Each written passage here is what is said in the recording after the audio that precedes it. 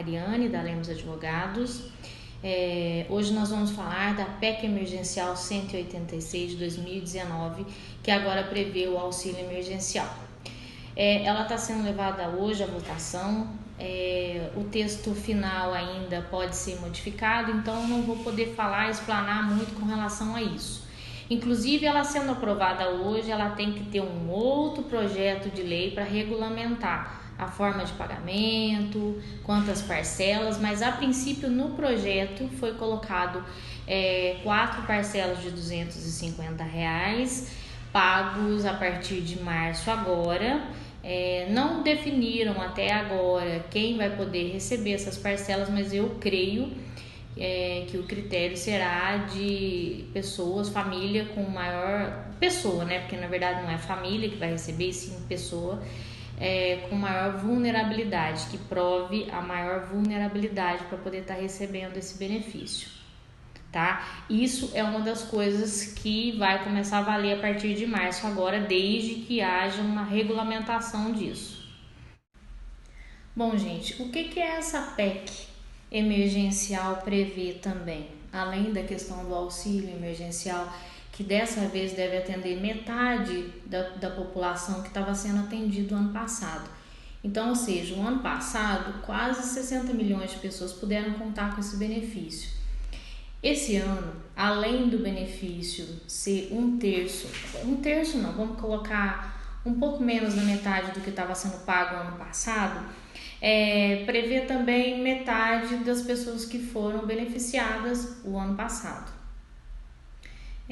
Eu não sei qual vai ser o critério que a União vai utilizar, mas eu acredito que seja a questão realmente da vulnerabilidade, da questão sociofinanceira das pessoas que vão requerer esse benefício.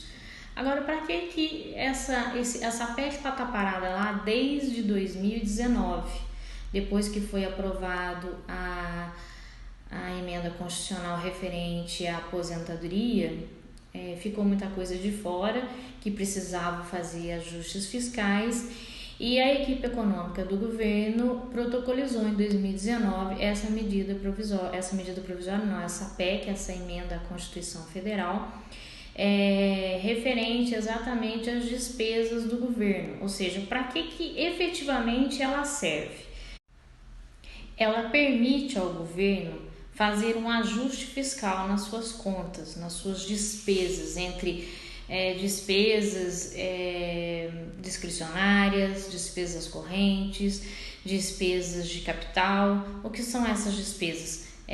São as despesas que o governo tem no seu governo, ou seja, é como se fosse uma empresa. O governo é uma empresa, só que ele tem que respeitar o teto de gastos, e hoje o teto de gastos está lá em cima, e diante da pandemia que teve, ele já ultrapassou esse teto de gastos.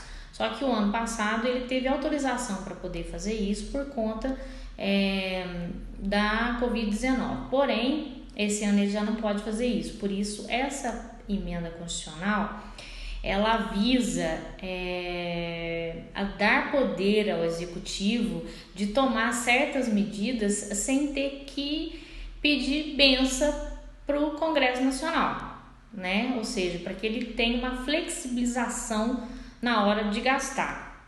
Quando ele vê que ele está atingindo o teto, ele ultrapassou o teto de gastos, ele pode usar de algumas medidas que está sendo aprovada hoje lá no Congresso Nacional. A PEC, da forma que foi apresentada, ela era inconstitucional na época. Ela prejudicava demais os setores educação, saúde, inclusive foi tirado do texto agora, porque a equipe econômica queria desvincular um percentual tanto para a saúde quanto para a educação. Eles queriam passar de forma que eles achassem conveniente, e ainda bem que isso foi tirado, porque isso ia prejudicar demais toda a população brasileira, né? Então, que bom que isso foi mudado. Muitos outros pontos polêmicos e leoninos, na minha opinião, foram retirados dessa PEC que não era dessa PEC emergencial cujo nome era esse desde 2019, ou seja, ela não se chama PEC emergencial devido à emergência de agora, mas já era uma PEC emergencial lá atrás por conta do ajuste fiscal, que a equipe econômica sempre desejou fazer e até então não tinha conseguido, porque o texto era realmente absurdo, capcioso.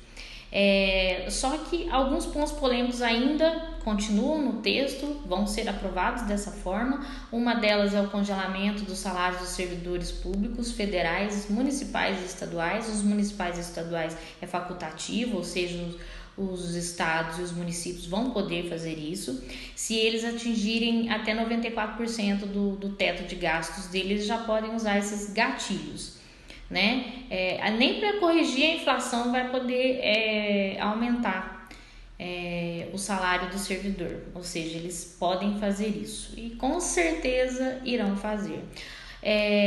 Outra coisa, os incentivos fiscais que existem hoje têm que diminuir pela metade. Na verdade, eles já estão quase na metade, mas eles querem que diminua bastante. E ainda continua no texto para que o governo possa utilizar do fundo, até vou ler aqui, Fundo Nacional de Desenvolvimento Científico e Tecnológico, ou seja, o fomento à ciência, que era obrigatório, vai ficar desvinculado, vai desvincular, e o governo vai poder gastar esse dinheiro da forma que ele bem entender, por exemplo, pagando dívida pública, ou seja, lá no que ele quiser gastar, né? O que ele achar mais conveniente.